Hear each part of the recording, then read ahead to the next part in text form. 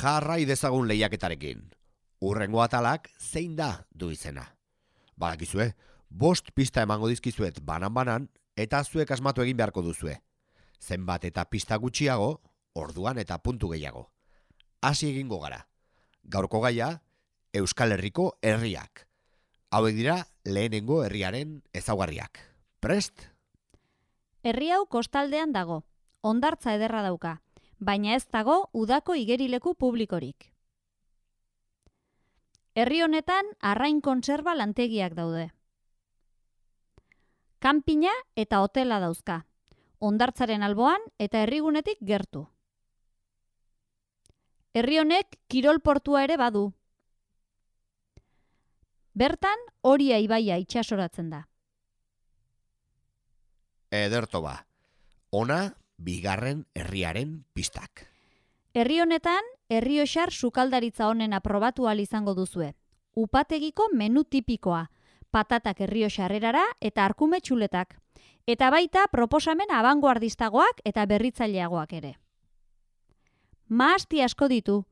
Sistema sozioekonomikoa ardoaren inguruan antolatuta dago, eta horregatik upategi asko daude. Kirolgune zabala du, udal igerileku eta guzti. Udan zehar irekitzen dira. Inguruan, berdeguneak, lorategiak, kafetegia, jatetxea, aldagelak eta gimnasioa dituzte. Berdegune aipagarriak dauzka, txikientzako lekua dutenak eta zabuez hornituak. Hala nola, Fernando Buesa parkea, musikaren plaza eta pilotaleku irekiaren lorategia. Upategietako batek, Frank Gehry arkitekto kanadarrak diseinatutako luxuzko hotela du. Bertan, ardoterapiarako spa bat, jatetxe bat eta biltzar gela bat daude, besteak beste. Eta lehiaketa amaitzeko, gaurko azken herria. Herri hau Nafarroako bigarren hiri garrantzitsuena da luze zabalerari begira. 30.000 bizilagun inguru bizi dira.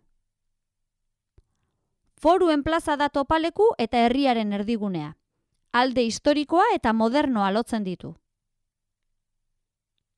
Nafarroako herriberan, Bardeetako Natura Parkearen alboan eta Ebro ibaiaren ertzean dago.